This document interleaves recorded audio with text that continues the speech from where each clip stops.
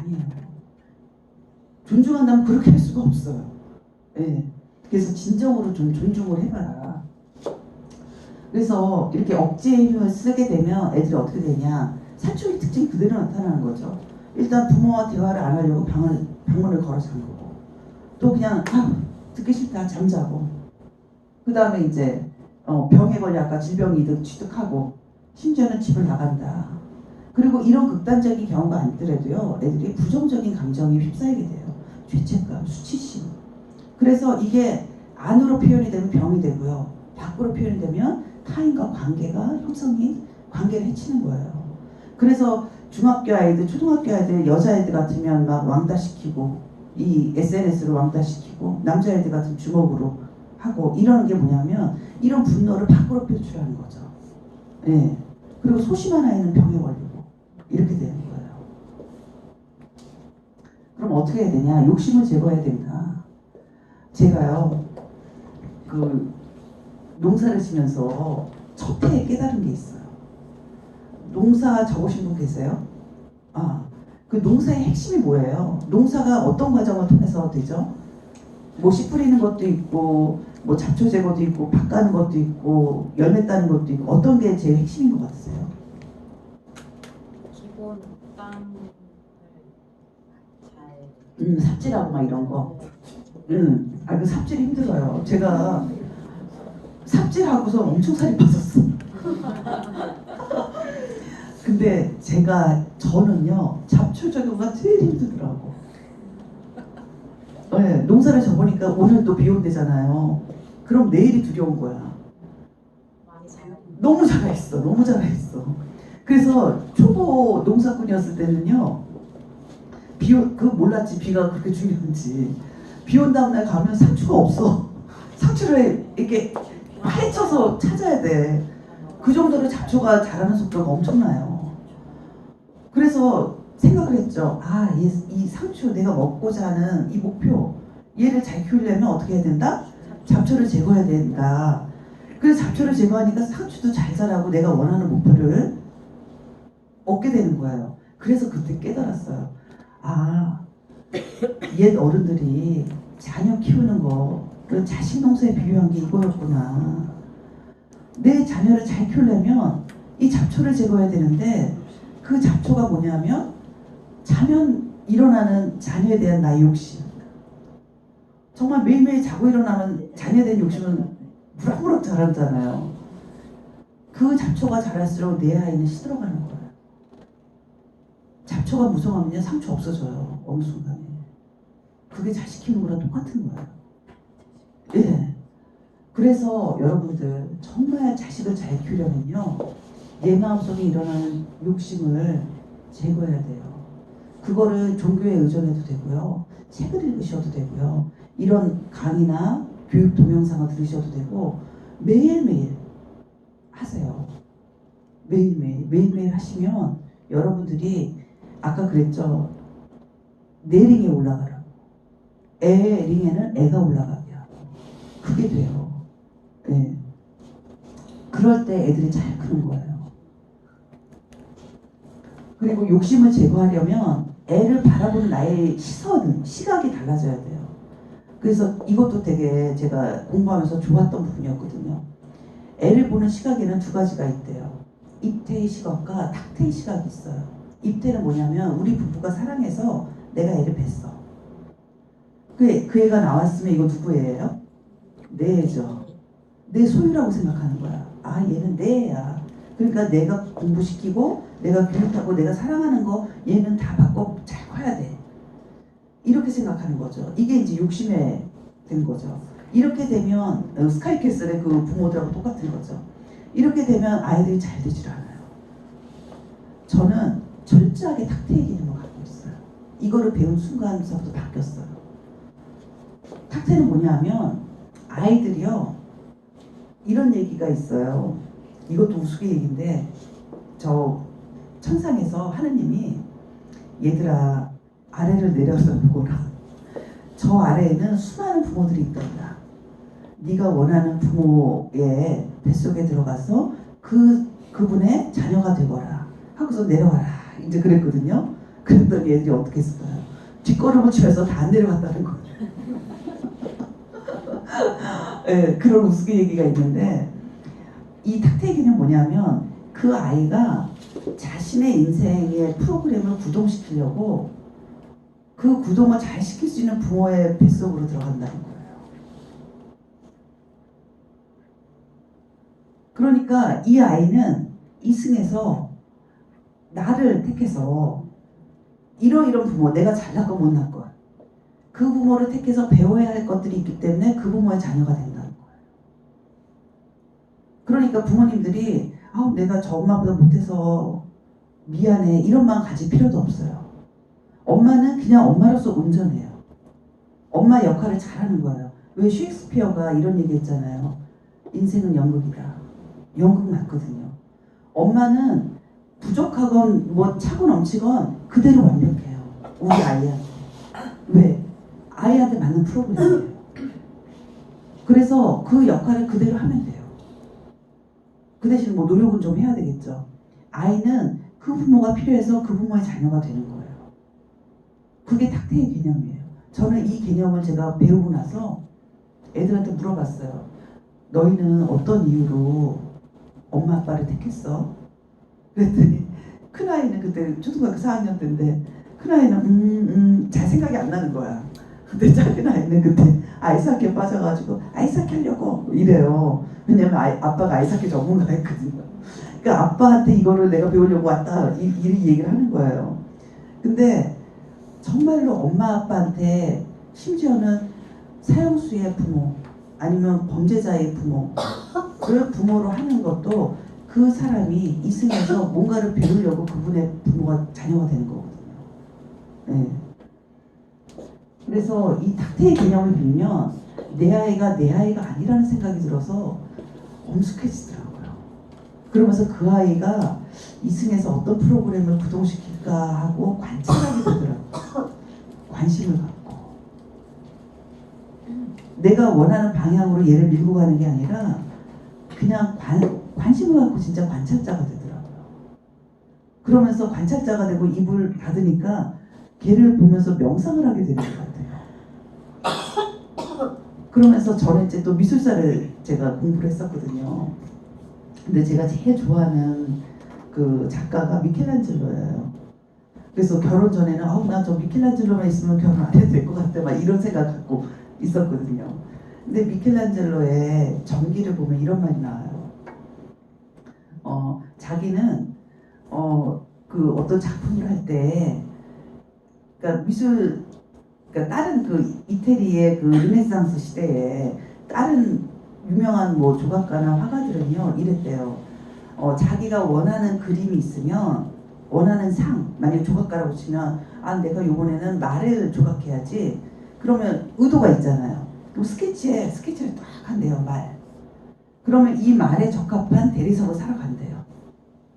그래가지고 이거를 저희 집에 운반해 주세요 하고 자기 작업실에 가서 그 스케치를 보면서 쪼아간대요. 이게 이제 그 이태리 르네상스 시대에 많은 조각가들이 했던 작업 패턴이래요. 그런데 이 미켈란젤로는 어떻게 됐냐? 자기는 그냥 대리석 산에 간대요. 산에 가서 명상을 한대요. 일주일이 됐건 한 달이 됐건. 그 미켈란젤로 쓴 거에 전기에 보면 그렇게 나와요. 그렇게 그 대리석을 응시하다 보면 어느 날엔가는 막 뒤틀린 노예상이 튀어나오고 어느 날엔가는 포효하는 말이 튀어나온대요. 그러면 자기는 그 순간을 기다렸다가 미친 듯이 편안하기 시작한대요. 그게 말의 상이 되고 노예상이 됐다는 거예요. 그런데 그 아까 자기 의도를 갖고 스케치를 그리고 그거를 그대로 작품화했던 사람들의 이름은 우리가 알지 못해요. 다 사그러졌어요. 그러나 조각가로서 유일하게 르네상스 3대 거장 중에 하나잖아요. 레오나르도 다빈치, 라파엘로, 미켈란젤로. 유일하게 그렇게 작업했던 미켈란젤로만이 3대 거장으로 있다는 거죠.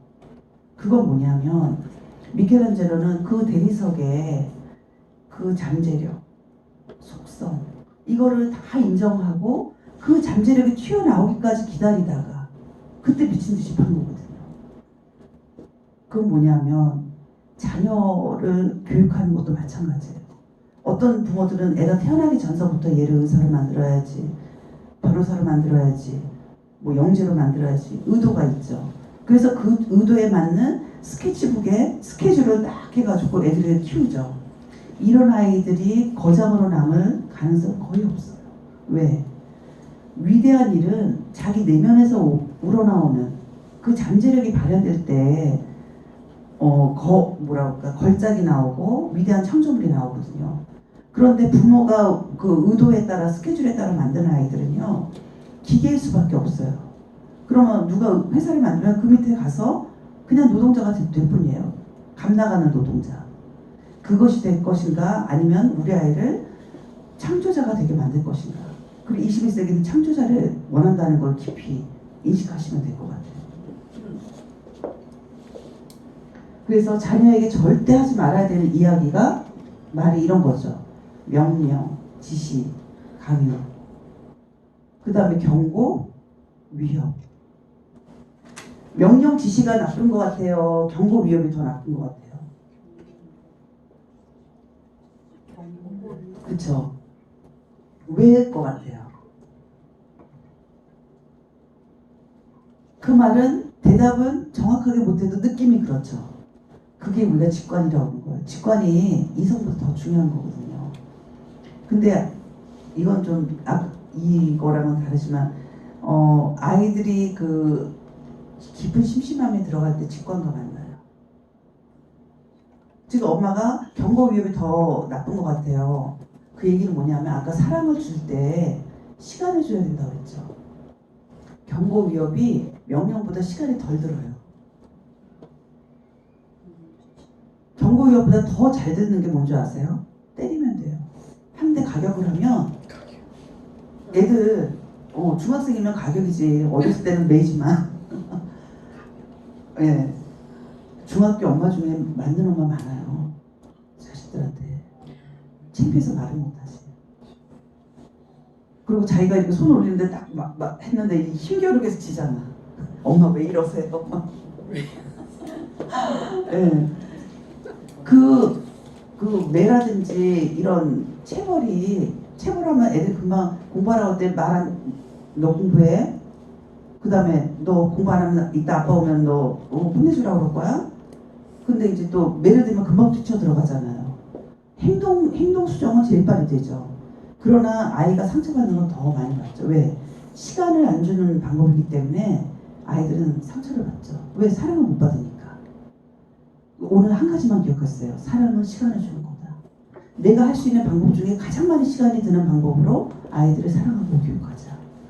제가 대화를 우리 아이한테 많이 쓰는 것 중에 하나가 이거예요. 엄마가 오랫동안 생각해 봤는데 이 말을 하면 아이들 마음이 일단은 또긋거긋해져요. 너 내가 지금 봤는데 말이지? 이러면 이거 시간 안 주는 거잖아. 지금 바로 응징에 들어가는 거잖아. 근데 엄마가 진짜로 엄마가 네 게임의 문제에 대해서 한 달 정도 생각해 봤어. 유튜브도 뒤져보고 전문가랑 상담도 해보고 강의도 듣고 했는데 이 게임이 엄마가 생각할 때는 좀 네가 줄였으면 좋거나 아니면은 좀 끊었으면 좀 좋겠다고 생각을 하는데 엄마랑 한번 대화를 해보는 게 어때? 엄마 너랑 얘기하고 싶어. 이러면 어떤 아이가 대화를 물리칠까요? 예. 근데 그게 아니라 애가 게임하고 있는 순간에 어떻게 해요? 응징에 들어가고 예, 위협하고 경고하고 이러니까 아이들은 숨어서 하는 거죠. 엄마 나 친구 집에 갔다 올게요. 아니면 뭐 PC방에 간다든지 이렇게 되는 거죠. 그 다음에 이제 당부하거나 설득하거나 설교하거나 도덕적인 어떤 가르침, 행동을 요구할 때 아이들은요 부모가 정말로 좋은 사람일 때 존경해요. 좋은 사람일 때 부모의 말을 들어요. 근데 본인은 그렇게 안 하면서 아이들한테 이렇게 할 때 여러분들 정말로요 이런 얘기 3번을 많이 하시는 분들은 공부를 많이 하신 분들이에요. 그러니까 막 이렇게 고상하게 당부하고 설득하고 충고하고 그럴 때 이게 실천과 괴리가 될 때는 아이들이 더 실망감과 더 좌절을 해요. 부모에 대해서 혐오감을 느끼고 이렇게 되는 거죠. 그 다음에 이제 충고나 제안. 그 다음에 평가나 비판, 너 뭐랄까 평가하는 말들이 있죠. 그 다음에 비판하거나 우롱, 그 다음에 탐색, 질문. 애가 시험 끝나고 바로 와야 되는데 늦게 왔어. 그럼 어때요? 뭐라 그러죠 그럴 때? 너왜 이렇게 왔어? 너 왜 이렇게 늦게 왔어? 그걸 이제 묻는 거죠. 탐색하는 거죠. 그리고 또 여러 가지 엄마들 하는 말들 있죠. 근데 그런 말을 하게 되면 아이들이 정신적인 좌절감을 불러일으킨다는 거예요. 그 다음에 이제 둘러대기. 애가 뭐 해달라고 그러는데 나중에 해줄게. 아니면 그 둘러대는 거 있잖아요. 이따가 사줄게. 이렇게 계속 하는 거. 그 다음에 이제 비교하기.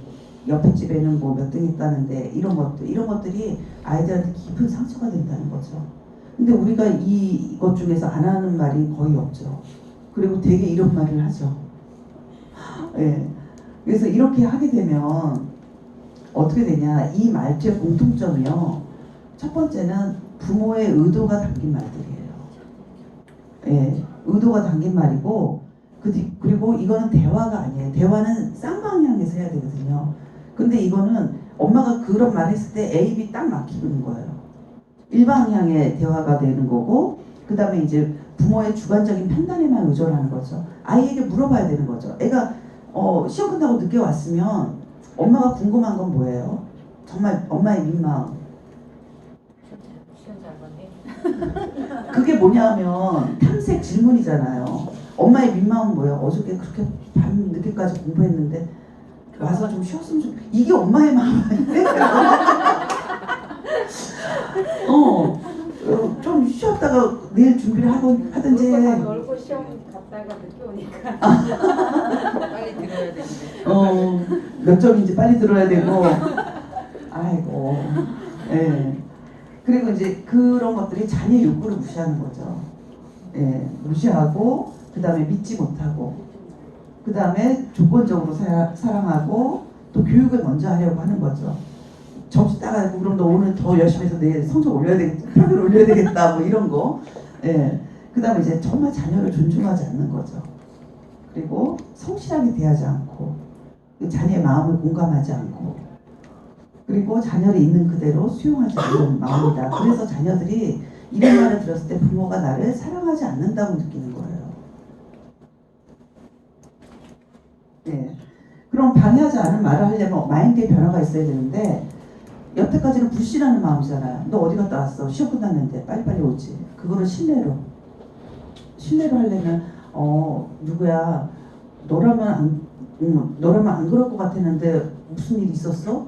차라리 빨리 시험 끝나면 집에 올 아이인데 무슨 일 있었어? 이렇게 물어보면 아이가 뭐라고 엄마 친구가 시험 때문에 조금 머리가 아프다 그래서 데려다주고 왔어라든지 차라리 그렇게 솔직하게 될 텐데 그거를 불신하고 너 어디 갔다 왔어? 너 PC방 갔다 왔지? 이러면 애가 말문이 탁 막히는 거죠. 말문이 막히면 아까 경색성 질병. 예, 그거 딱 생각하셔야 돼요. 그 다음에 이제 부정하는 거.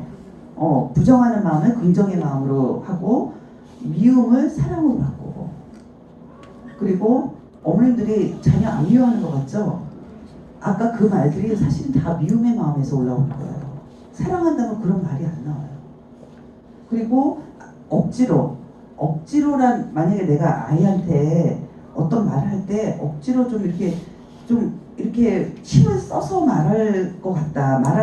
이거는 아까 그 방해되는 말이 많아요. 근데 저절로 나오는 말이 있거든요. 막 애 사랑스러울 때 막 그 눈빛 발사하고 막 껴안아주고 싶고 막 이런 거 있잖아요. 그 저절로 우러나오는 거. 이런 마음에서는 애들이 사랑을 느낀다는 거죠.